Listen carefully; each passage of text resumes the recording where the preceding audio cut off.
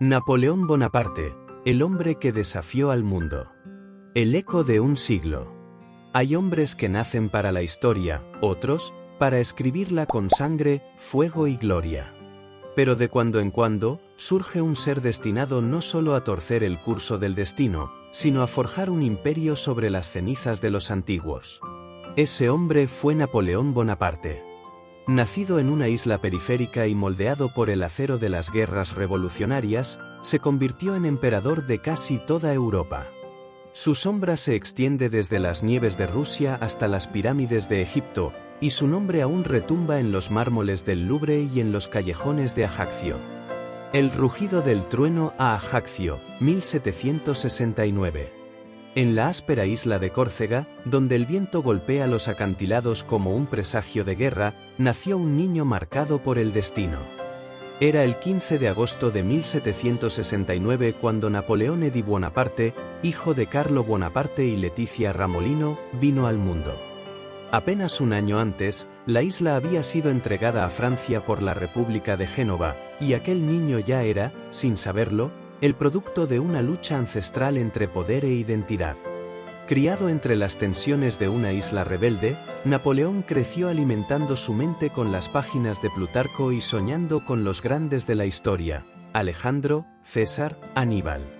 Mientras sus compañeros jugaban, él planeaba batallas con piedras y palos, y dictaba discursos imaginarios a legiones invisibles.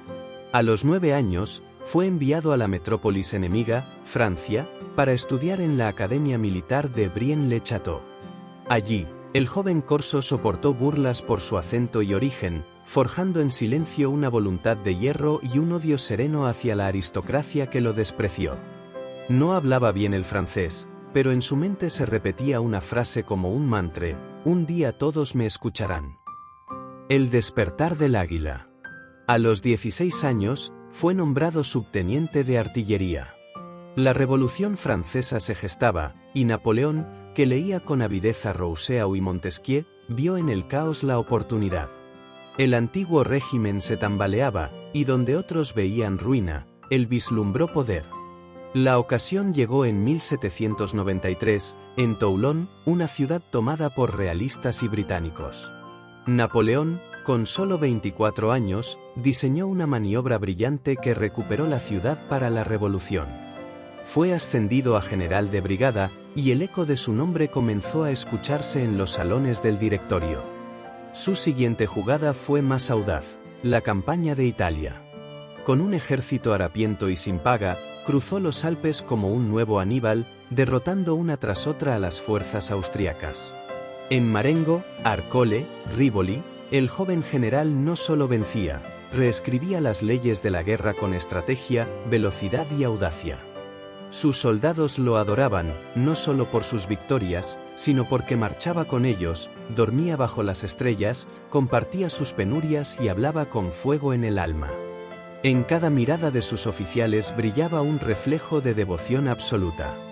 El águila ya había extendido sus alas. Faraón de Europa. Con su leyenda en auge, emprendió una campaña exótica: Egipto. Sus motivos eran múltiples: cortar la ruta británica a la India, engrandecerse, estudiar las civilizaciones antiguas. Y aunque la campaña fue militarmente inconclusa, dejó imágenes inmortales. Fue en las arenas del Nilo donde pronunció su célebre frase: soldados, desde lo alto de estas pirámides, 40 siglos os contemplan. Pero más allá de la retórica, Napoleón fundó el Instituto de Egipto, llevó sabios consigo, y con ellos descubrió la piedra Rosetta, abriendo un portal al pasado de la humanidad. Su ejército, el primero en siglos en llevar libros además de armas, dejó una huella que los cañones no pudieron borrar. Mientras sus hombres sucumbían al desierto y al tifus, Napoleón soñaba con imperios más cercanos. Volvió a Francia en secreto, encontró al directorio tambaleante, y como un César moderno, dio un golpe de estado el 18 de Brumario, noviembre de 1799. Se erigió como primer cónsul, y luego, como emperador. El Imperio de la Gloria. Coronado en Notre Dame en 1804, colocándose él mismo la corona sobre la cabeza, Napoleón Bonaparte fundó un imperio moderno sobre los principios de la revolución: mérito, ley, igualdad. Implantó el Código Civil, reformó la educación, reorganizó Europa. Fue legislador, organizador, administrador, estratega. Fue hombre de tinta y pólvora, de verbo y acero. Pero el mundo no tolera la hegemonía de un solo hombre. Inglaterra, Austria, Rusia, Prusia, todos se unieron contra él. Aún así, venció en Austerlitz, la batalla de los tres emperadores, donde con 70,000 hombres derrotó a dos imperios juntos. Si tengo que escribir mi epitafio, dijo, que sea una sola palabra: Austerlitz. Después vinieron Jena, Friedland, Wagram.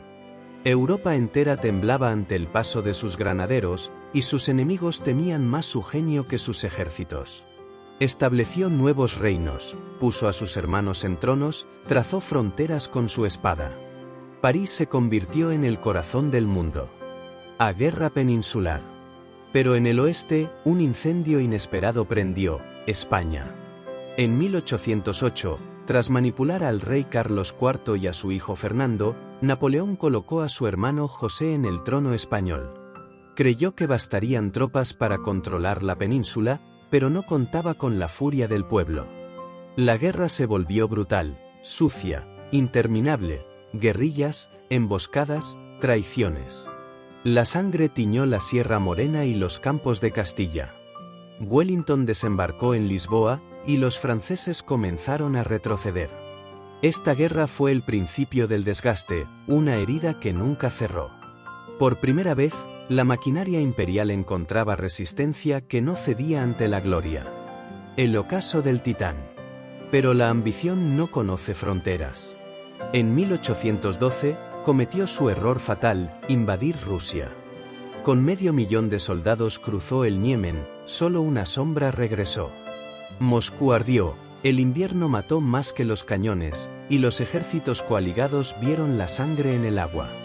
La retirada fue un poema de horror: el hielo, el hambre, los lobos, los cosacos. Soldados que habían cruzado media Europa morían congelados, llorando por sus madres.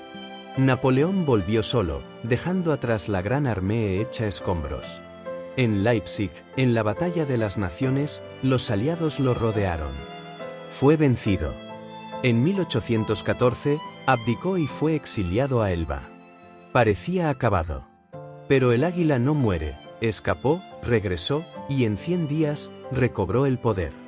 Francia se levantó para recibirlo. Luis XVIII huyó. Era el regreso del emperador, la última llama del Titán. El juicio de los dioses. Waterloo. El 18 de junio de 1815, en los campos de Bélgica, se alzó el último acto de la epopeya, Waterloo. Allí estaban los británicos de Wellington, los prusianos de Blücher, y frente a ellos, un Napoleón fatigado pero aún magnífico. Llovía. El barro retrasó sus movimientos. Los errores se acumularon. La Guardia Imperial avanzó por última vez. Se escuchó el grito final: La Garde meurt mais NS rend pas. La Guardia muere pero no se rinde. Y así cayó el imperio. Capturado por los británicos, fue enviado a una roca en medio del Atlántico, Santa Elena. Allí, entre lluvias y memorias, escribió sus memorias, como un nuevo Prometeo encadenado, mirando al pasado con la melancolía del gigante caído. La inmortalidad. Murió el 5 de mayo de 1821, murmurando en sus últimas palabras: France, armée, tête de armée. Francia, el ejército, la cabeza del ejército. Su cuerpo regresaría a París años más tarde, y ahora reposa bajo la cúpula de los Inválidos, como un emperador romano moderno. Pero su leyenda no yace con sus huesos. Vive en los mapas, en las leyes, en las academias militares, en cada rincón donde el hombre desafía su destino. Napoleón no fue un hombre más, fue el relámpago que dividió la historia en dos.